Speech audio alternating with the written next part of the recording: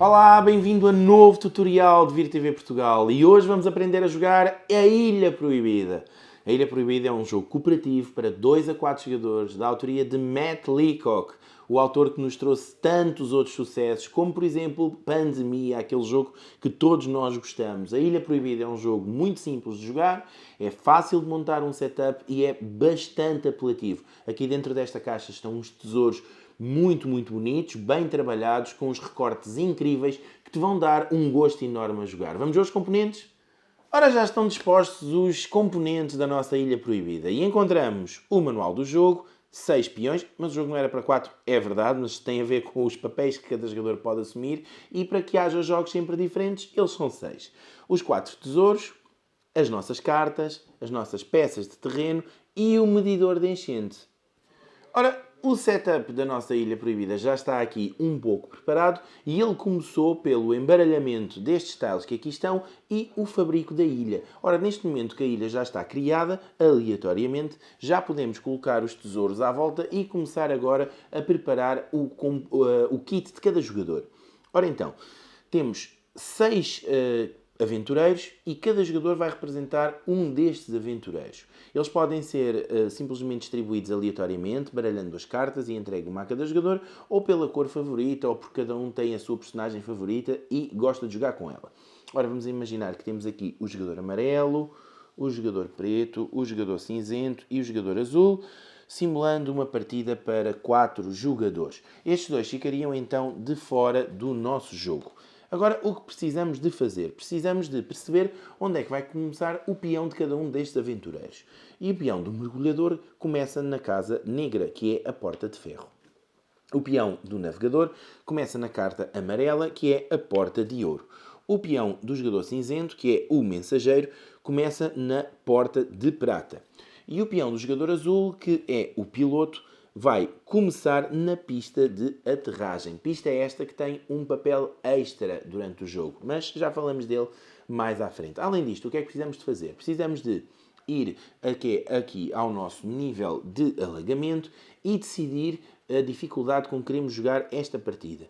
Podemos começar numa iniciante, que é a nossa sugestão inicial, depois temos um nível normal e outros mais complicados. Consoante o nível que o jogador escolhe, o jogador deve de ajustar este pequeno marcador e este é o seu ponto inicial.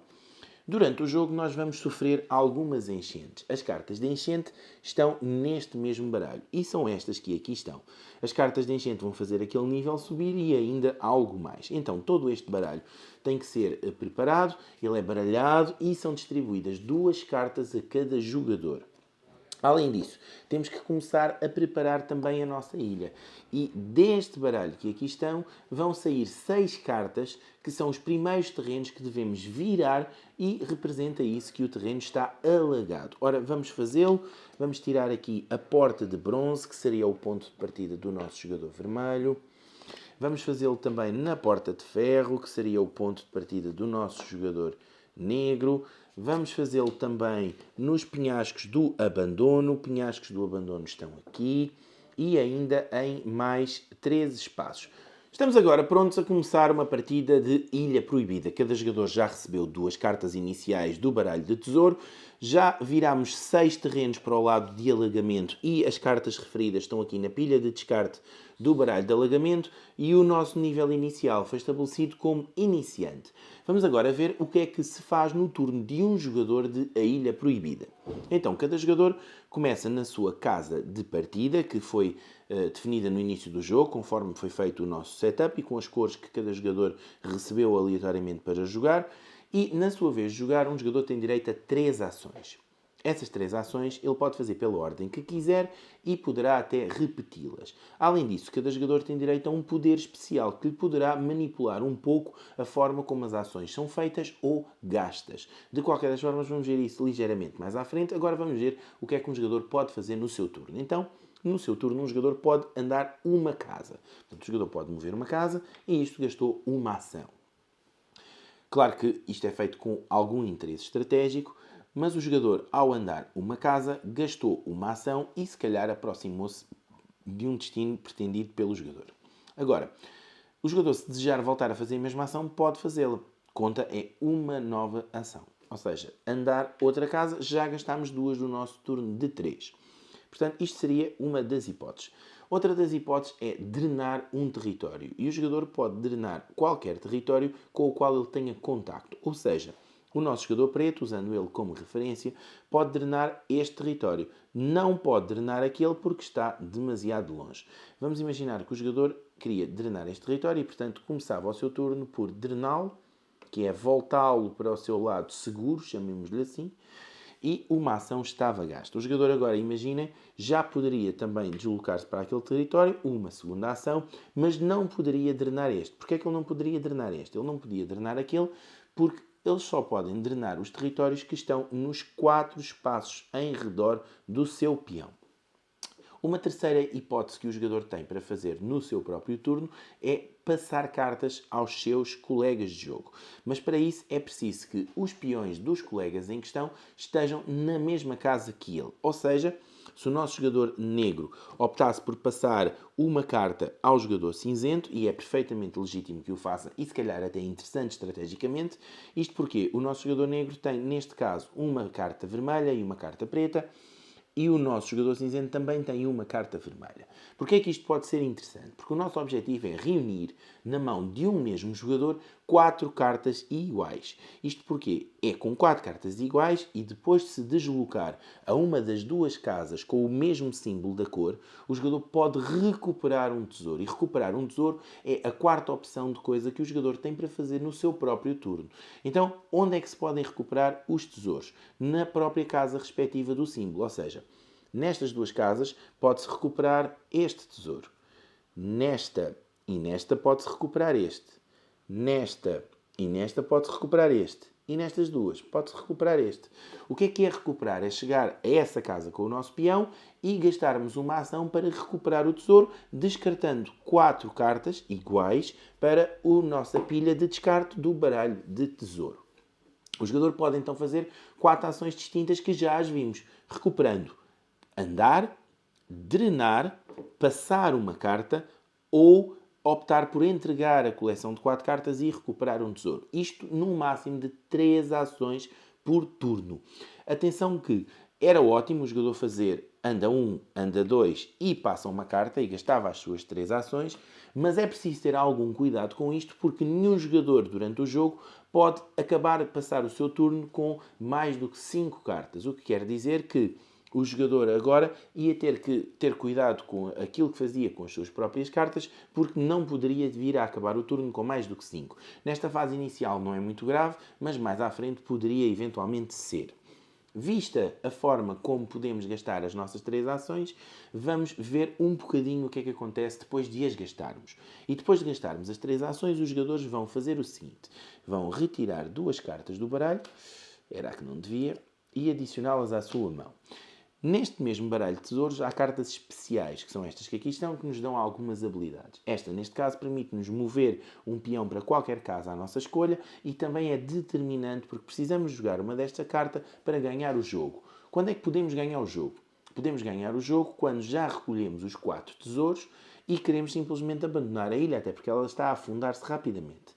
E temos que o fazer tendo uma carta destas, os 4 tesouros recolhidos e estando todos os peões na pista de aterragem. Ora, vamos ver agora o que é que acontecia com uma carta de enchente. Primeiro que tudo, a carta de enchente é descartada e agora vão acontecer 3 coisas.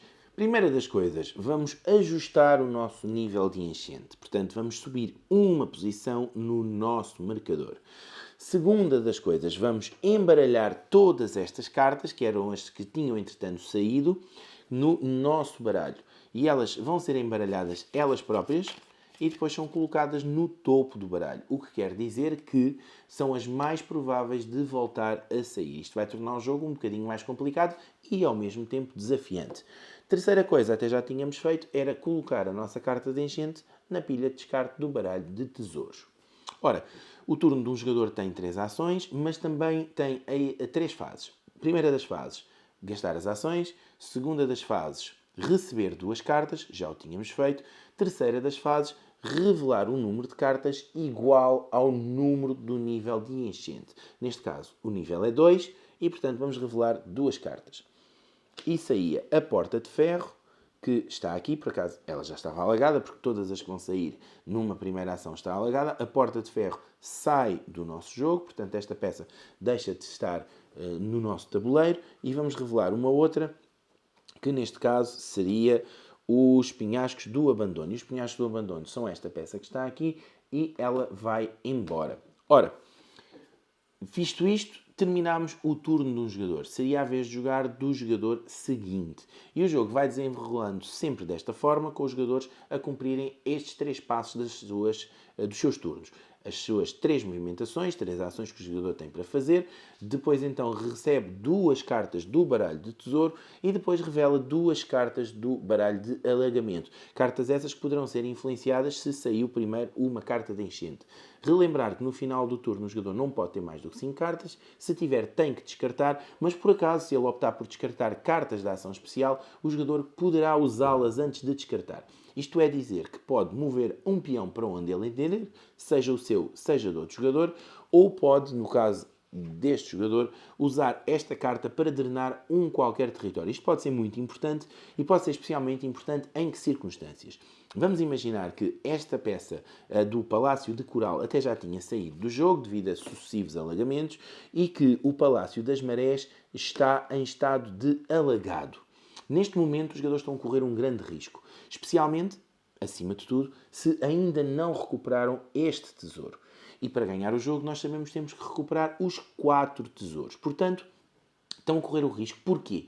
Porque existem 4 condições que nos fazem perder o jogo. Nós perdemos o jogo se um dos terrenos indispensáveis para a recuperação dos tesouros deixar de ficar acessível e ele fosse o único existente. Ou seja, existem 2 espaços onde cada um de nós pode ir recuperar o tesouro associado, mas se ambos os espaços saírem do nosso jogo e não tivermos ainda recuperado esse tesouro, fica impossível de o virmos a recuperar. Logo, a condição necessária de vitória, recuperar os 4 tesouros e fugir da ilha através da pista de aterragem, os jogadores deixam de a conseguir cumprir. Portanto, o jogo fica automaticamente perdido. Existem 4 condições para nós perdermos o jogo. Uma delas, fácil de ver, é se o marcador de alagamento chegar mesmo cá ao topo. Portanto, se o jogador chegar ao topo, o alagamento deixa de existir porque a nossa ilha está completamente alagada e, portanto, não conseguimos ganhar. Outra das razões que nos faz perder o jogo é se a nossa pista de aterragem deixar de ficar disponível. Portanto, se essa peça sair do jogo, nós ficamos também completamente impossíveis de vencer o jogo. Perdemos também o jogo se algum dos nossos peões ficar numa casa que desaparece do jogo e não conseguir chegar a nenhuma outra casa que esteja a um espaço de distância. Portanto, isto tudo vai ser muito, muito importante. Vamos agora ver o poder especial de cada uma das personagens do jogo. Cada aventureiro tem direito a uma habilidade especial que lhe permite, acima de tudo, manipular muito bem as 3 ações que recebe no início de cada turno. Esse poder permite-lhe beneficiar de mais ações porque não gasta tanto das suas ações. Vamos ver como é que funciona para cada um destes casos. Ora, temos o mergulhador. O mergulhador pode aproveitar peças em falta ou peças que estejam alagadas para se movimentar gastando apenas uma ação. No entanto, cuidado, é preciso que o mergulhador termine o seu turno num terreno válido do jogo. Portanto, ele não pode terminar o jogo, não pode terminar o seu turno num espaço sem peça ou com peça alagada. Ele tem que terminar o jogo de uma forma válida. Passamos ao explorador. O explorador pode mover-se ou drenar em diagonal. Isto vai nos permitir poupar ações, consequentemente. O engenheiro pode drenar 2 espaços com uma única ação. Atenção, ele tem que estar num espaço a partir do qual ele possa drenar 2 peças. Mas ele pode fazer então 2 drenagens gastando apenas uma ação. Temos também o piloto. E o piloto pode ir para qualquer sítio do tabuleiro à sua escolha uma vez por turno. Temos o mensageiro. O mensageiro tem um poder incrível, porque ele em qualquer zona do tabuleiro entrega a qualquer jogador do tabuleiro uma carta da sua mão. Ele pode fazê-lo, gasta uma ação, mas realmente pode poupar uma infinidade de deslocações. Temos também o navegador, e o navegador tem um poder incrível, é que ele permite aproximar os seus colegas de jogo até 2 espaços, gastando apenas uma ação. Ora, vimos assim os papéis de todas as personagens dos nossos aventureiros e já sabemos habilidades especiais para tentar facilitar o nosso jogo. Foi o tutorial de A Ilha Proibida, um jogo incrível, cooperativo, com um tabuleiro sempre diferente e que inclusivamente há diferentes configurações que podes encontrar na internet com formas diferentes de dispor as peças de terreno iniciais e também podes configurar o jogo conforme o nível de dificuldade com que queres começar, que pode ir desde iniciante até lendário. Portanto, no início do jogo, quando configuras, é só começar um pouco mais acima. Isto vai influenciar o número de cartas que retiras do baralho de alagamento, a cada enchente que sai e no final do turno de cada pessoa. Ora, jogámos a Ilha Proibida, vimos que é um jogo muito interessante, portanto os jogadores vão ter que trabalhar em conjunto para conseguirem recuperar os 4 tesouros e sair da ilha depois da missão cumprida, portanto só dessa forma é que ganhamos o jogo, e é um jogo que, além de ter uns componentes incríveis, permite realmente um excelente contacto social, ou seja, os jogadores, se não se unirem, não vão mesmo conseguir ganhar este jogo. Esperamos que tenhas gostado deste tutorial. Deixa o teu comentário das tuas questões, subscreve o canal. Voltamos a ver-nos em mais tutoriais de Virtua TV Portugal. Mas até lá, boas jogatanas!